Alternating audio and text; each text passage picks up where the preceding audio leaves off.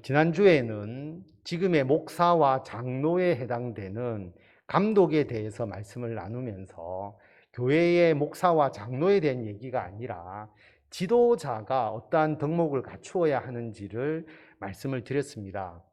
꼭 교회에서뿐만 아니라 통상적인 지도자의 갖추어야 될 덕목에 대해서 말씀을 드렸다면, 오늘은 집사에 대한 말씀인데 꼭 교회에서의 집사가 아니라 직분자의 자격에 대해서 말씀을 나누도록 하겠습니다.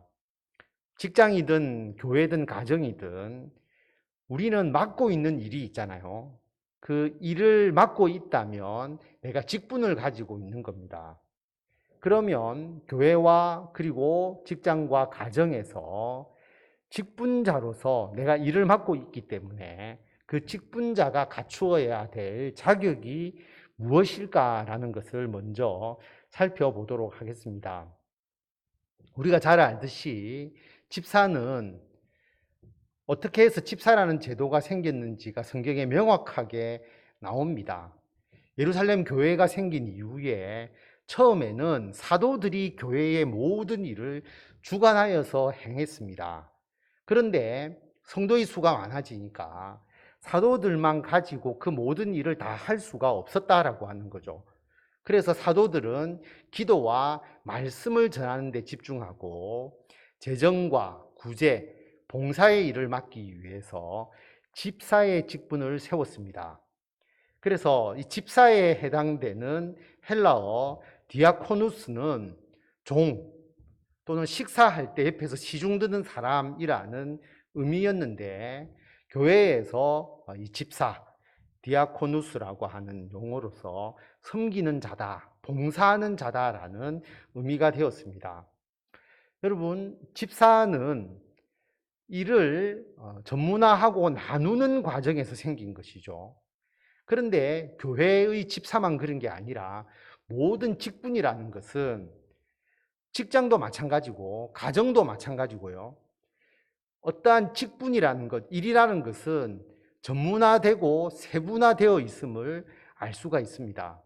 그래서 예전에는 한 사람이 모든 일을 다 했다면 집사라는 직분이 생겨진 교회뿐만 아니라 직장도 가정도 모든 일은 전문화되고 세분화되고 있고, 그래서 조직 생활을 하는 것과 같습니다. 그 전체적인 일 중에서 나는 극히 일부분만 감당하게 되는 것이죠. 그런데 이게 조직이 되니까 나는 일부분만 담당하지만 전체적으로 일이 효과적으로 추진되게 되는 것입니다. 그래서 직분이라는 것은 조직과 반드시 연관이 되어 있습니다. 교회에서도 다양한 직분자가 있잖아요. 그 다양한 직분자가 다양한 일을 합니다. 그런데 교회가 전체적으로 일이 추진되는 것이죠. 예배만 드리더라도 여러분, 요즘 코로나 시대에 교회 들어올 때 체온 재고 손 소독하고 그 다음에 명부 작성하고 그 다음에 들어올 때 안내하잖아요. 반주자도 있어야 되죠. 찬양을 도와주시는 분도 있어야 되죠. 기도하는 순서를 맡은 분도 있죠. 그 다음에 회개도 있죠. 그리고 간식을 준비하고 뒤에서 배분하시는 분도 있죠. 교회의 예배만 해도 다양한 직분자들이 그 예배에 참여하기 때문에 전체적인 예배가 이루어지게 됩니다. 교회의 다른 일도 마찬가지죠. 그런데 교회도 그런데 직장은 말할 것도 없지 않습니까? 직장에서는 모든 조직도를 만들고 조직별로 각자가 해야 될 일들이 업무 분장으로 다 정해지게 되고요.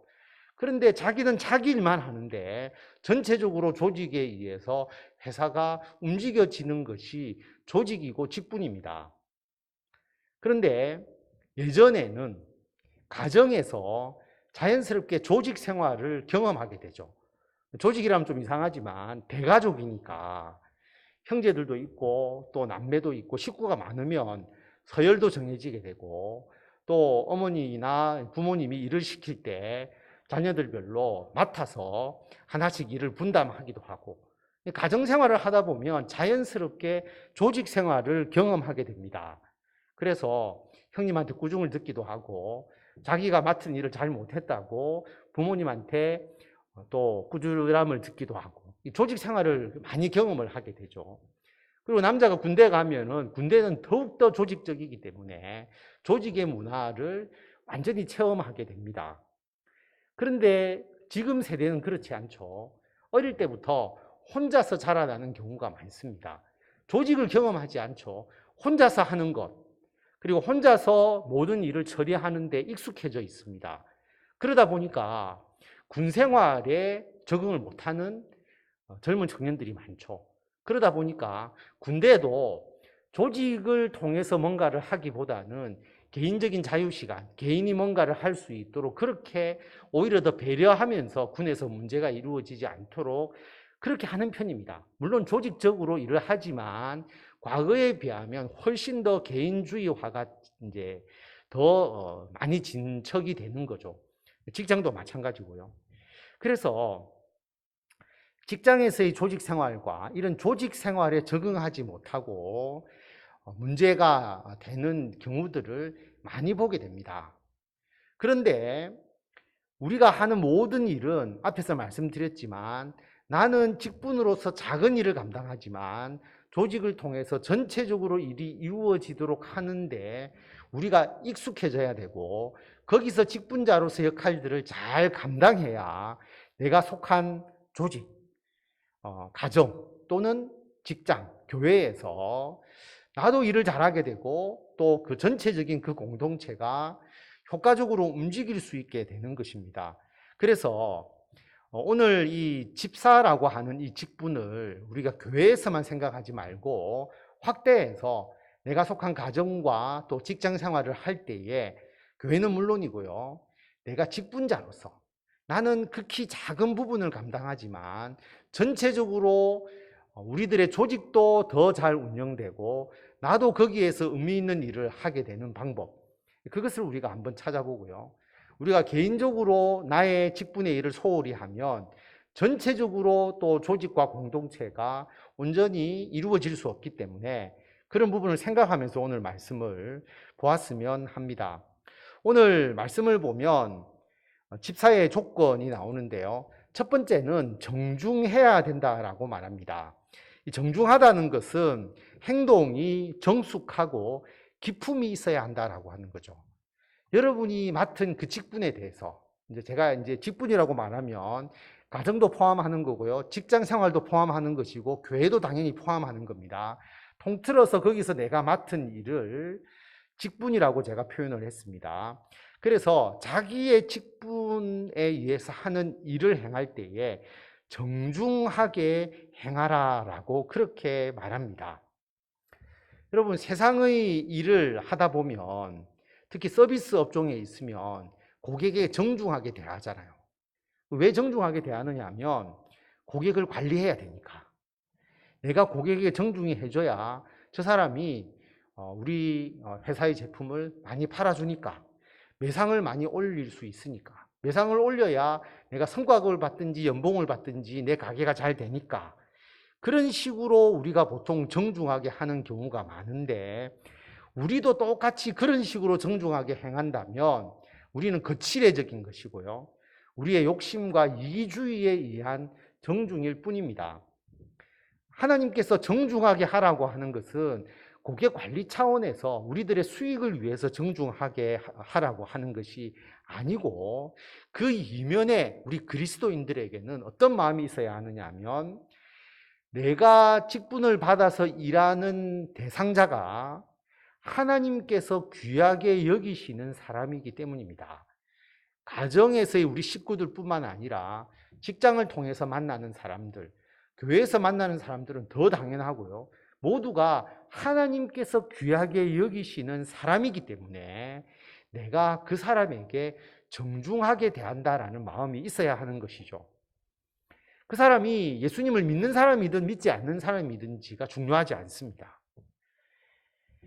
천하보다 한 명의 생명을 더 중요하게 여기시는 하나님이시기 때문에 하나님께서 믿는 자나 믿지 않는 자나 그들에 대해서 하나님께서 고귀하게 생각하시고 그들을 배려하시는 마음을 가지고 있기 때문에 하나님이 그들을 귀하게 여기시는데 우리가 어떻게 그들에게 함부로 대할 수 있겠습니까?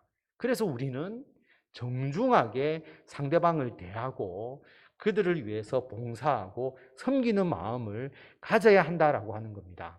그래서 여러분이 맡은 그 직분에 대해서 여러분 정중하게 그 일을 행하는 그런 마음을 가장 먼저 가져야 됩니다. 하나님께서 귀하게 여기시는 사람이다. 그 사람을 위해서 내가 봉사한다라고 하는 마음을 가져야 하는 것이죠.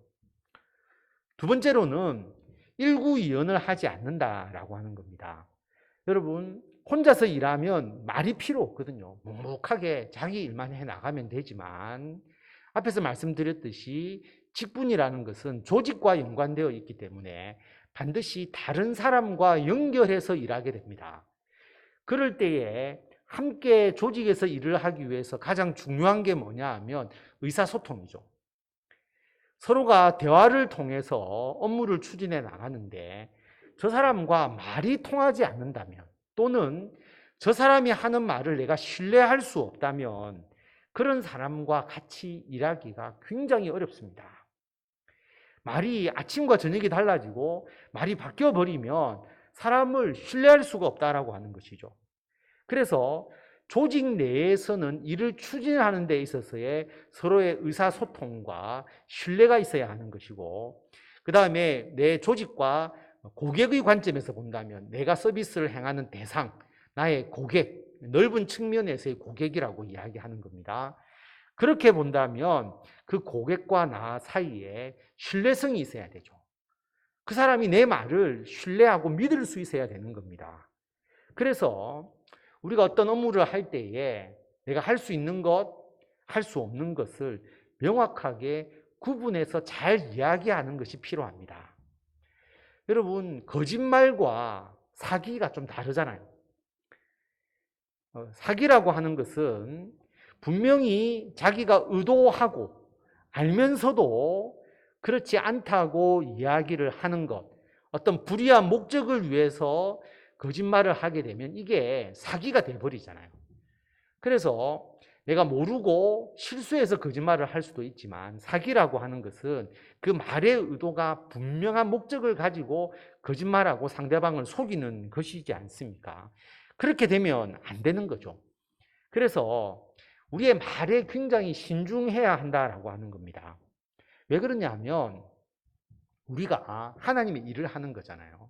가정에서든 직장에서든 교회에서든. 그럼 하나님의 일을 하면 하나님의 말씀에 근거해서 하지 않습니까? 그러면 우리가 하는 말이 넓은 의미로 보면 하나님의 말씀을 대행하는 것이고 대언하는 것과 같다라고 하는 거죠. 설교만 하나님의 말씀이 대언이 아니라 여러분들이 하나님의 일로서 하는 가정과 교회와 직장에서의 모든 일이 하나님의 일이고 하나님의 말씀의 대행이라고 한다면 여러분 하나님의 말씀은 1.1획도 중요하다고 말하잖아요. 아가 다르고 어가 다른 거거든요. 제가 신천지 사람들을 상담하고 그들이 잘못 성경을 이해하는 것을 가르치면서 제가 어떤 용어를 썼느냐 하면 아버지 가방에 들어가신다. 성경에는 아버지가 방에 들어가신다고 쓰여져 있는데 그 사람들은 성경을 어떻게 읽느냐 하면 아버지 가방에 들어가신다. 제가 맨 앞에 그 이야기를 적으면서 카톡에 당신은 성경을 그렇게 읽고 있다. 아버지 가방에 들어가신다. 1. 그래서 성경에 이런 내용은 이래 쓰여져 있는데 당신들은 이렇게 읽지 않느냐. 그런 여러 가지의 사례가 있거든요. 그래서 1, 2 해서 제가 예를 들어서 그분에게 제가 전달한 적이 있습니다. 하나님의 말씀은 1.1획이 중요하거든요. 그런데 우리가 지금 하는 말, 또 우리가 상대방에게 하는 말은 지금은 말을 하지만, 그리고 옛날에는 말로 하면 다 잊어버리고 다 사라지는 것이지만 지금은 말이 글이 되는 시대지 않습니까? 왜냐하면 여러분 요즘 언론을 보십시오. 말을 했는데 녹음되죠. 말을 했는데 영상으로 찍히죠. 그러면 우리가 말을 하면 흘러가 버리는 게 아니라 이게 전부 다 기록이 된다라고 할 정도로 말이 굉장히 중요해집니다. 그렇기 때문에 말도 1.1획이 중요하다라고 하는 거죠. 우리가 하는 일이 하나님의 일이기 때문에 하나님의 말씀을 우리가 대언하고 대행하기 때문에 우리가 하는 말에 있어서 굉장히 조심해야 된다. 일구이원하지 않도록 해야 한다라고 하는 겁니다. 그래서 우리는 정확하게 말하고 분명하게 말하고 확실하지 않은 것은 우리가 하나님의 뜻에 맡기는 그런 태도가 필요합니다.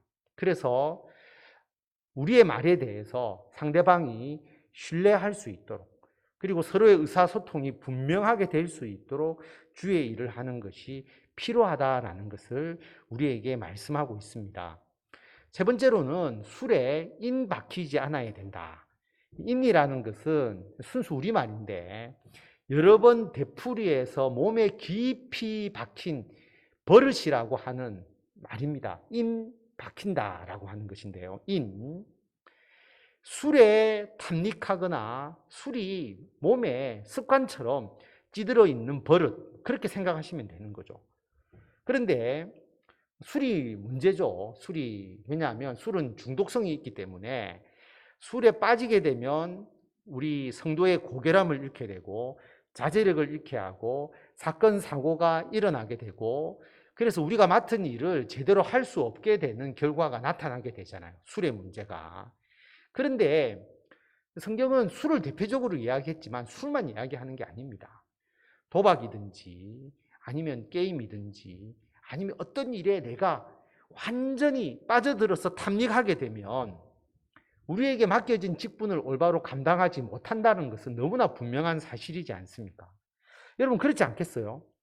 자, 스마트폰 게임에 빠져 있는 사람이라면 여러분, 일을 할 때에 거기에 먼저 마음이 빼앗기겠죠. 거기에 몰입이 되겠죠.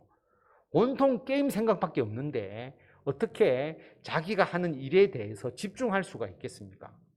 그래서 우리가 어떤 하나님의 일을 우리가 직분을 맡아서 한다라고 하면 1차적으로 그 일에 우리들의 모든 것을 걸 수 있어야 되잖아요. 거기에 집중해야 되니까 다른 것에 중독되어서는 안 된다라고 하는 것입니다.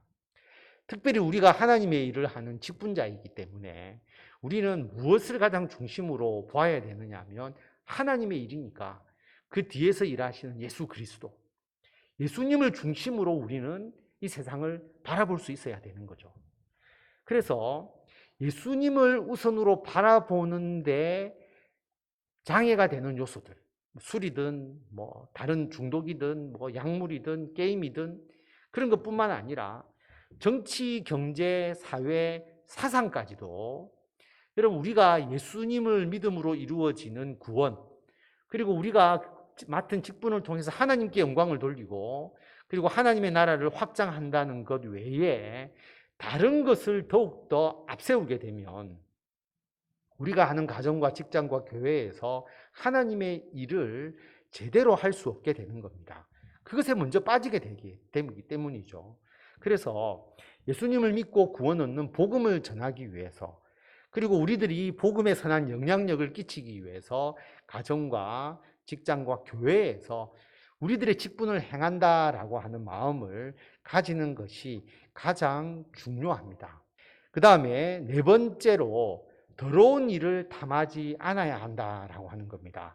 더러운 이익이라고 하는 것은 비열한 수단으로 사소한 이익을 취하는 것이다 라는 것을 뜻합니다. 이익에 대해서 반대하는 게 아니죠. 이익은 당연히 있어야 되지 않습니까? 이익이 있어야 새로운 투자를 할 수 있고 경영을 할 수 있으니까 여러분이 하는 직분을 통해서 이익을 얻는 것은 당연한 것인데 정당하게 임금을 받아야 되고 여러분들이 하는 일에 대해서 정당한 대가도 받아야 되는 것이고 정당하게 수익을 가져야 되는 거잖아요.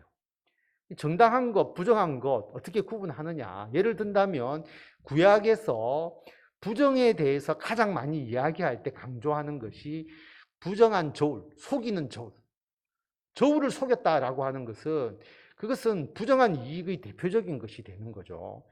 부정한 저울을, 그리고 속이는 저울을 가지고 하나님의 일을 한다고 할 수 없으니까 선지자가 속이는 저울에 대해서 하나님의 말씀으로 책망하고 있는 거죠. 그것은 죄악이고 잘못된 것이다 라고 하는 것입니다.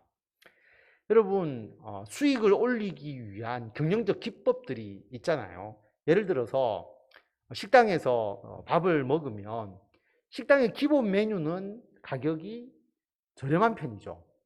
최대한 이익을 많이 줄입니다. 그래야 손님들이 오니까. 근데 여러분, 식당에서 식사를 하다가 추가하는 메뉴나 사이드 메뉴 같은 게 나오잖아요. 예를 들어서 공깃밥 한 그릇. 근데 여러분, 밥값은 얼마 안 하는데 공깃밥을 한 그릇 추가하면 기본적으로 1,000원, 뭐 어떤 때는 1,500원 받는 데가 있고, 그 다음에 음료수 또는 사이드 메뉴로 뭔가 뭐 토핑을 추가하든 뭔가 사이드가 들어가면 그것은 가격이 상당히 원가에 비해서 마진이 높게 되죠. 왜냐하면 일단 식당에 들어와서 앉았으니까 그 다음에 먹고 추가하는 거는 마진이 높아도 사람들이 별 거부 반응 없이 자기가 원하기 때문에 더 추가하는 거고, 사람들이 거기에 대해서는 조금 둔감하죠. 왜냐하면 먹고 싶으면 먹고 안 먹고 싶으면 안 먹는 거니까. 거기에 대해서는 이제 둔감하니까 거기서 마진이 많이 남도록 그렇게 배치를 합니다. 그리고 뭐 우리가 마트라든지 이렇게 세일을 하는 거 문자도 오고 많이 이야기를 하잖아요. 그래서 제가 여러 번 말씀드렸지만, 예를 들어서 돼지고기를 세일합니다. 그러면은 사람들이 돼지고기를 사러 가잖아요. 돼지고기는 싼데 돼지고기만 사진 않죠. 뭐 구워 먹는다 그러면 상추를 사든지 보조적으로 사는데 그것은 싸지 않다라고 하는 거죠. 그래서 미끼 상품이라 하죠. 뭔가 미끼 상품을 하나 광고를 하면 그것을 통해서 부수적으로 일어나는 매출을 위해서 그런 방법을 쓰는 겁니다. 이 경영적인 기법인데 그런 것을 부정하다라고 이야기하지 않습니다. 그것은 뭐 당연히 필요한 것이고 자신의 매출을 올리고 수익을 올리기 위한 정당한 방법이 있을 수 있지만, 그게 아니고 여러분, 우리들의 탐심에 의해서 그리고 속이는 것에 의해서 하나님의 일이라고 우리가 가정과 직장과 교회에서 직분자로서 일하는데 거기에 어떤 부정한 방법 또는 더러운 이득을 탐해서 어떤 일을 한다면 그건 직분자로서의 일이라고 할 수가 없죠. 그래서 가정에서 하는 일도 여러분 정당하게 속이지 않고 하는 것이 필요한 것이고요. 직장과 교회에서는 말할 것도 없이 우리가 그 일을 행해야 한다라고 하는 겁니다. 탐심은 우상 숭배다라고 하나님께서 말씀하신 그 이유를 우리가 분명히 기억하고, 우상 숭배에 대해서 하나님께서 싫어하시고 단죄하는 것처럼 부정하고 속이는 것은 언젠가 하나님의 심판하에 있기 때문에 여러분, 결코 좋은 결과를 가져올 수가 없습니다. 여러분, 예수님 안 믿어도 여러분 정치인이나 세상에서 보면 과거의 그 일 때문에 결국 문제가 되어서 자신의 정치나 또는 자신의 명성에 먹칠을 하는 경우들을 얼마나 많이 봅니까? 저는 참 깜짝깜짝 놀랍니다. 그래서 이번에도 장관 후보자들이 그런 경우가 있었잖아요. 아무렇지도 않는 것 같아서 자기는 SNS도 올리고 자기를 자랑하던 일들이 나중에 부메랑으로 돌아와서 그것이 자신이 장관으로서 업무를 수행하는데 심각한 결격 사유가 되는 것을 보면, 우리가 하나님 앞에서 더러운 일을 취하지 않고 올바른 방향으로 주님의 일을 하는 그 자세가 정말 중요하다라는 것을 다시 한번 깨닫게 됩니다. 그래서 오늘 이 집사의 직분에 갖추어야 될 조건이 단지 교회의 집사가 아니라 모든 우리들의 세상 일을 포함한 우리들의 직분을 행할 때에 갖추어야 될 보편적인 그러한 자격이라고 말할 수가 있게 되는 것이죠. 그리고 다섯 번째로 보면 깨끗한 양심을 가져야 한다라고 하는 겁니다. 그럼 모든 일의 기본이 양심이지 않겠어요? 왜 양심이냐면 양심은 우리 모두가 공통적으로 이해할 수 있는 거거든요. 그래서 양심이 있기 때문에 우리가 하는 모든 일에 법과 제도로 다 설명하지 않습니다. 여러분, 양심에 해당되는 일을 전부 법으로 제도로 다 만들려고 한다면 엄청난 법조문이 필요할 겁니다. 그래서 법이 없어도 제도가 없어도 우리가 일반적인 양심이 다 같기 때문에 양심적으로 일하면 그냥 법 제도 몰라도 대부분의 일을 처리할 수가 있어요. 그런데 우리 그리스도인들은 세상적 양심뿐만 아니라 우리는 예수 그리스도의 피로 정결하게 된 양심을 가지고 있잖아요. 선한 양심을 가지고 있잖아요. 그렇기 때문에 세상 사람들보다 더 양심을 가지고 하나님의 일을 행해야 합니다. 그런데 성경에 보면 양심의 화인을 맞았다. 양심이 완전히 둔감해져 버린 거죠. 마비가 되어 버린 거죠. 그러면 비양심적인 행동이 나타나게 되고 그것은 하나님의 영광을 가리는 일이 되는 겁니다. 그리스도인으로서 인정할 수 없는 일이 되어 버리는 것이죠. 그래서 우리가 어떤 법이나 제도를 따지지 않더라도 여러분이 하는 일에 세상적 양심 플러스 그리스도의 피로 깨끗함을 받은 우리들의 정결한 양심을 가지고 주의 일을 하는 것이 필요하다. 그래서 사실은 그래도 세상 사람들보다 그리스도인들이 진실되잖아요. 선한 양심을 저는 더 가지고 있다고 분명히 생각합니다. 우리 교회 성도들이 제가 밖에서 믿지 않는 세상 사람들보다 훨씬 더 순수하고 선한 양심을 가지고 있고 그래서 그 양심을 가지고 더 하나님의 말씀대로 살려고 노력하고 있거든요. 그 양심을 가지고 있습니다. 그 양심을 가진 자가 되어야 세상에서 그리스도의 향기를 나타내면서 주의 일을 할 수가 있다라고 하는 것을 우리에게 말씀하고 있습니다. 그리고 여섯 번째로는 믿음의 비밀을 가져야 한다라고 하는 겁니다. 여러분 우리들의 직분, 가정에서 여러분 아버지, 어머니 또는 뭐 주부 또 가정에서 여러분들이 각자 맡은 바 일이 있지 않겠습니까? 어떤 분은 청소를 하고 어떤 분은 설거지를 하고 어떤 분은 육아를 하고 가정에서의 일이 있고요. 직장에서도 여러분 직장 생활, 내 직업, 내 사업 분명히 다 가지고 있습니다. 직장 생활, 교회에서 맡은 바 여러분 집사로서 또는 권사로서 장로로서 안수 집사로서 여러분이 가지고 있는 그 직분, 그리고 그 직분에서 더 세분하게 들어가면 반주를 하든 아니면 찬양을 하든 아니면 부엌 봉사를 하든 우리가 가진 모든 일이 있는데 그 일의 이면을 보면 뭐가 있어야 되느냐 하면 예수 그리스도에 대한 믿음이 있는 거잖아요. 그거 없이 일을 하게 되면 어떤 문제가 발생하느냐 하면 하다 보면 지치게 됩니다. 믿음이 공급되지 않으면 결코 그 일을 계속할 수가 없어요. 그리고 믿음의 비밀 없이 그 일을 하게 되면 나중에는 자기 욕심을 앞세우게 됩니다. 그리고 믿음 없이 일을 하게 되면 나중에는 세상적 방법, 세상적인 흐름에 그 모든 일이 휩쓸려 가게 됩니다. 여러분 교회가 어떤 경우에도 세상적인 기업이 될 수가 없잖아요.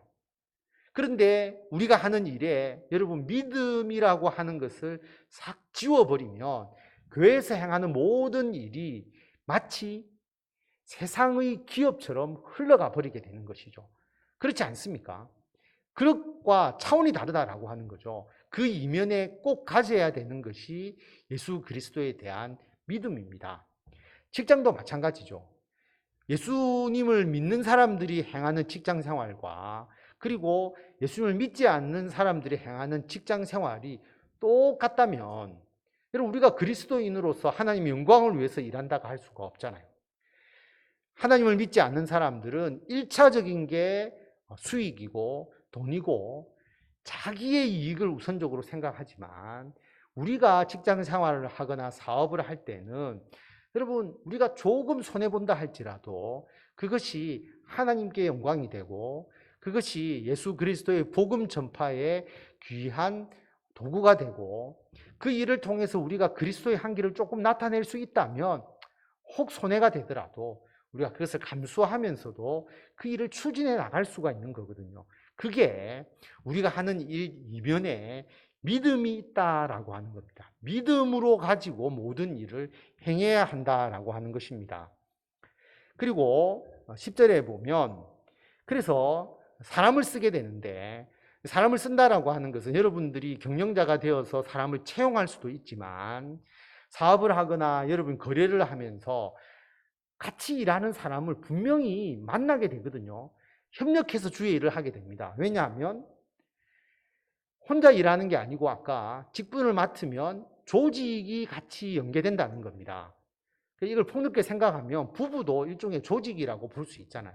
그러니까 내가 아내를 선택하거나 또는 남편을 선택하는 것도 직분자가 같이 동력하는 사람을 만나는 것이고, 또 회사에서 여러분의 파트너를 구하든 또 거래처를 구하든 교회에서 직분자를 세우고 우리가 하는 일의 그 조직에 그 사람을 한 명 임명하고 그 조직을 맡게 하든지 다 똑같은 겁니다. 어떤 방법으로 해라고 하느냐 하면 그 사람을 먼저 시험해 봐라 라고 말합니다. 그리고 책망할 것이 없으면 그에게 직분을 맡겨라고 하는 거죠. 결혼이든 직장 생활이든 사업이든 교회든 똑같이 적용이 됩니다. 여러분, 한 사람이 어떤 사람인가를 알기 위해서 수많은 방법을 쓰잖아요. 어떤 회사는 대학 학점을 보기도 하고, 그래서 기본적으로 대학 생활을 성실하게 했느냐 이걸 보려고 하고요. 또 어떤 데서는 영어 성적을 보죠. 왜냐하면 토플이나 토익을 보면 전 세계적으로 점수를 비교할 수가 있잖아요. 모든 사람에 대해서. 그래서 영어가 아무리 필요 없는 직장이라 할지라도 영어 성적을 보는 이유는 모든 사람, 예를 들어서 문과생이든 이과생이든 뭐 어느 대학을 나왔든 기본적으로 비교할 수 있는 동일 기준이 토익이고 토플이기 때문에 그거를 제시하라고 하는 것이지, 그 영어 실력이 중요한 것이 아닌 직장이 얼마나 많습니까? 왜 그렇게 하느냐 하면 그 사람을 알고 싶은 거예요. 인턴을 시켜보기도 하고 또 뭐 심층 면접을 하기도 하고 다양한 방법을 쓰지만은 사실은 그 방법이 그 사람을 파악하는 것은 다 한계가 있습니다. 여러분도 사람을 만나보니까 그렇지 않겠어요? 그래서 성경에서는 자, 우리가 조직을 구성하는 것이 너무나 중요하기 때문에 먼저 그 사람을 시험하여 보라라고 말합니다. 그리고 책망할 것이 없으면 직분을 맡기라라고 이야기를 합니다. 일단 써봐라고 하는 거죠. 같이 일해봐라고 하는 겁니다. 그래서 여러분, 이런 테스트를 여러분 잘 하는 것이 필요합니다. 그래야 좋은 사람과 여러분이 파트너십을 형성하고 같이 주의 일을 할 수 있게 되는 것이죠. 그래서 뭐 채용을 한다면 계약직으로 먼저 써보는 것도 중요한 것이고요. 그리고 같이 여러분들이 평가하면서 그 사람과 같이 일해보는 것도 중요한 것이고요. 그리고 여러분 1년, 2년 해보면 그 사람이 어떤 사람인지를 파악할 수 있으니까 그리고 함께 일하는 자세가 필요하다라고 하는 거죠. 이 방법이 너무나 당연한 것이지만 여러분 잘 귀담아서 또 마음에 새기시고 함께하는 사람을 찾아 나가는 것이 필요합니다. 그리고 11절부터 보면 이제 여자들에 대한 기본적 내용인데, 이 부분은 정숙하고 모함하지 않고 절제하고 모든 일에 충성된 자다라고 그렇게 보충적으로 이야기를 하고 있습니다. 그리고 가정에 대한 중요성, 이것은 앞에 감독에서도 나왔던 것이고 자녀와 자기 집을 잘 다스리는 자가 필요하다는 것은 공통적인 내용이고요. 그 다음에 중요한 것은 13절 말씀이죠. 집사의 직분을 잘한 자들은 아름다운 지위와 그리스도 예수 안에 있는 믿음에 큰 담력을 얻는다라고 하는 겁니다. 제가 이 집사를 일반적 직분이라고 생각하자고 이야기를 했고요. 이것은 하나님께서 주시는 지위입니다. 하나님이 인정해 주는 지위죠. 가정과 직장과 교회에서.